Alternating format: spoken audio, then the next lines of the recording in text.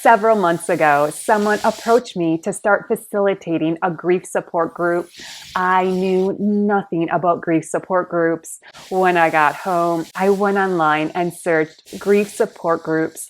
This program called Grief Share popped up on my screen. It sounded like a fantastic program.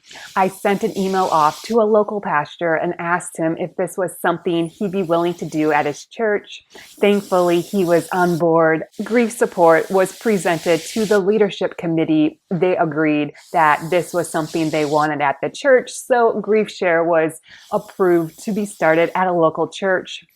Now, the entire Grief Share process has been a roller coaster. It's been up, down, up, down. It seems like there are just obstacles in the way and things just never go as smoothly as I think it would. Finally, we got the grief support group started. We advertised it, and last week was our very first Grief Share program, and we had a really, really good turnout. I was so excited, except the DVD player did not work. We had to switch rooms, and then that DVD player, the remote didn't work, so we could not use that DVD player. So we had to go to 3 different rooms before the program was finally able to start, and we were able to watch the DVD.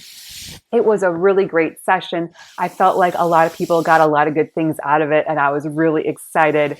So now this week is week 2, and I'm really hoping when I get to the church today that the DVD player works. They have promised me that the DVD player is indeed working. So hopefully that will go off without a hitch, and we will have another wonderful grief support group. So I should get going because I need to get to the church and start setting up and get everything organized and ready to go for the next program. So I will see you in a little while. Bye.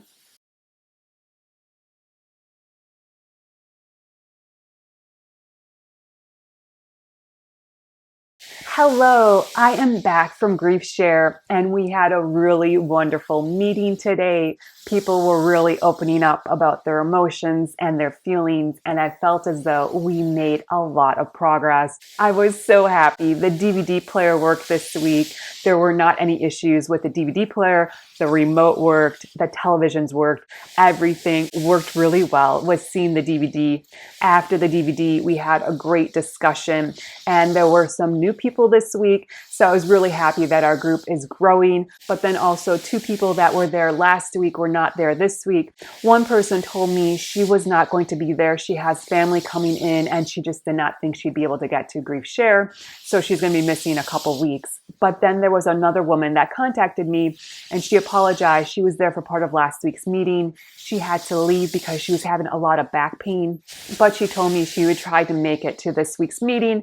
And I was a little concerned she wasn't there this week. I was wondering if she's still having some back issues. I didn't contact her because she just said, well, if I'm there, I'm there. If I'm not, I'm just having back issues. So I thought I'd wait a couple of days, see if she messages me or gives me an email or calls me to let me know about her back or what's happening. I'm just a little concerned about her because, whenever you have a back issue like I am having right now, I have a ruptured disc in my back, and I know how very painful that is and how that can just really ruin your day.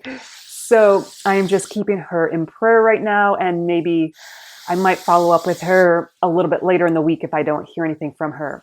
So that is a bit of an update. Bye for now. Hello. Let me give you a Grief Share update. Today has been really a roller coaster day. I told you previously that there was a woman who came to our first Grief Share session.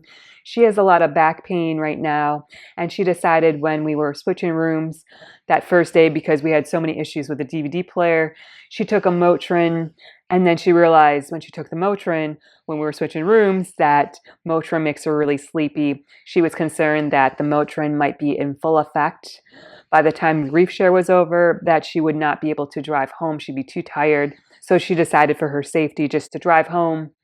She wrote me a really nice long explanation of this and just said, I'm so sorry. I was in so much pain. And then I was so scared I wasn't going to be able to drive home. So I just left because I took the Motrin. So she was in contact with me, and then she didn't come this week. And I was a little concerned because I didn't hear anything from her. I thought, well, she's been in contact with me, and I would have thought she either called me or maybe left me a message or emailed me or did something to say, hey, just letting you know, my back was still hurting. I wasn't able to come this week. Just some sort of update, but she did not. So I was concerned. So I called her because you don't hear from somebody. Are they sick? Were they in an accident? Did she really hurt her back some more? Is she in terrible need of something? So I just called her and I just said, hey, I'm just calling. Um, is your back okay? I'm really concerned. You were in so much pain last week and I didn't get an update. I just want to make sure you're okay. Do you need anything? And the woman blew up at me. She was like, I went through a whole year of professional grief counseling. I went through it with a professional grief counselor. This grief share program is going through the exact same thing as I went through with a professional grief counselor. I do not need to go back through all that stuff again. You know how hard it was? I don't want to go back through any of that. I went through it once and I'm done. I was like, whoa, baby. Well, I wasn't calling about grief share. Remember, I just asked you how your back was. I'm like, I'm so sorry you had such a traumatic experience with going through this grief process. But I was really calling about your back. How is your back? Is it doing okay? I'm really concerned. You were in so much pain last week. Do you, need something? Please, we're here to help. This grief share ministry is here. The people at church are also here for you. Just let us know. How can we be assistance if you need anything? And then she was like, oh, my back. Yeah, it really hurts, but there's nothing wrong with it. And she just, well, I want to say we got disconnected at that moment. I was not really done. I really wasn't like, hey, thanks, bye. I did, well, just the phone went dead. So I was a little taken back by that because I thought, well, should I call her back or not? I waited a couple minutes and then I called her back. She didn't answer the phone, so I left her a message and just said, I'm really sorry to hear about your back. Please feel free to contact me. I'd be really really here for you if you want prayer. Do you need something? Do you need groceries or anything? Do you need somebody just to talk to? Please let me know.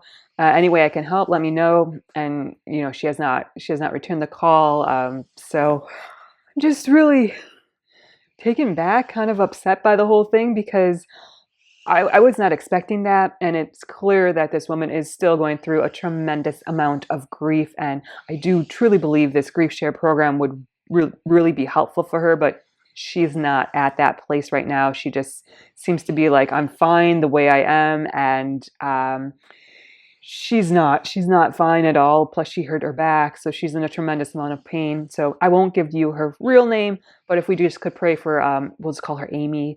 If you could please pray for Amy, because she needs healing of her body, of her mind, of her spirit. She just is a tremendous amount of pain. Whew. So just another interesting experience with going through this grief share program. Thank you so much for joining me. Please remember to like and subscribe down below. Please also remember to comment and share. It really helps this YouTube channel. I hope you have a great day and a wonderful week. Bye-bye.